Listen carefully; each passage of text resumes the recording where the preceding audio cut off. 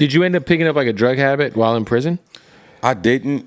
I think because I know a lot of people do. Because it's like you ain't got shit to do. Like the shit gets passed around. Like but you know us culturally. Well, it's frowned upon to do certain hard drugs culturally from the era that I come from. For sure. You know, I know it got popular to sniff this or sniff that. Everybody's sniffing shit these days. Yeah.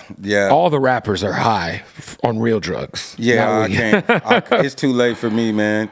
So, yeah, I attended those things because I have a lifestyle addiction, not necessarily a drug addiction. So if I did want to sniff something, which I've sniffed something before, if I wanted to sniff something, if I wanted to, now I'm sniffing.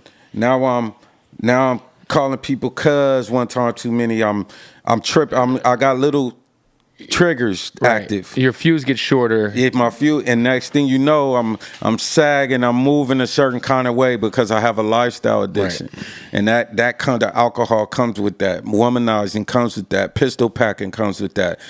Sniffing something comes with that. Violence comes with that. And so I have to be conscious of how to protect my lifestyle from relapse. A lifestyle That's addiction. some real shit. I always say, like, if you ever have like any addiction to anything, you could kind of apply the NA or AA shit to like any sort of vice you might have. Yeah, and at least the process. And that's why I like NA more than AA, because it was more philosophical than religious. Right, AA is very religious. Very religious. Very. And the peace and blessings to anybody that needed that way, but I didn't. Right. I didn't require that, and it turned me off. And so I was like, and the homie's like, nah, I go to NA, trust me. And it was a completely different experience. And then we had Criminals and Gang Members Anonymous. It was a lot of different groups available to me in that environment that I started attending. And once I had done my time as a gang member who went to prison as a rapper. Right. And then made a shitload of money and got more famous while I was doing my time. So I had to learn. I mean, it was a part of like your fucking appeal. Like, yo, there's this dude dropping albums in fucking prison. This shit is crazy. Yeah, it was. It was a part of the magic. And so I was anti-administration and anti-cop because I was operating as a criminal and as a gang member, not no famous person. I'm not no fucking celebrity, right?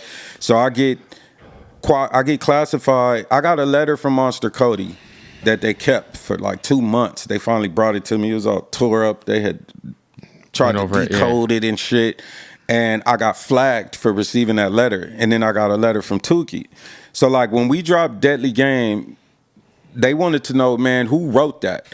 Whose spirit did that come from? So Wendy Day, Davey D, Monster Cody, Tukey, they wanted to know what made me write that song.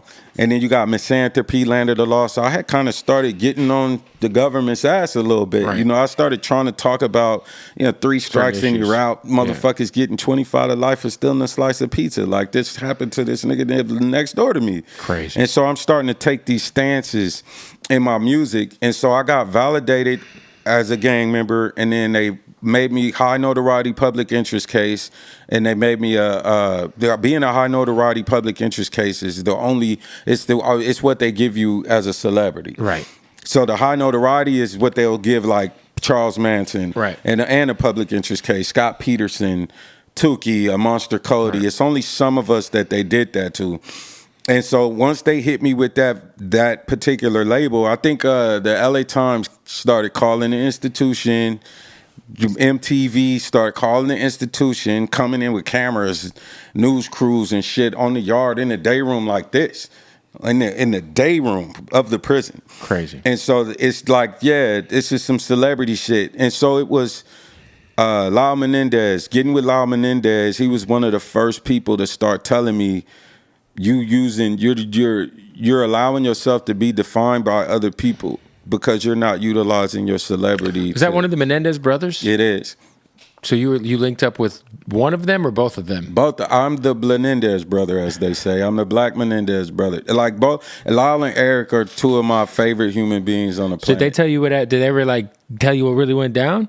You know what? It's not appropriate to dig in nobody's business like that. Right. But I wonder if I'm not saying you got to share, but like did you guys ever talk about? I have significant insight about everything. Like I was their first time being put together on the yard. Like I was the only one they allowed in the room. Yeah. You know what I mean? Where they had got their first conversation after not seeing each other since they were sentenced.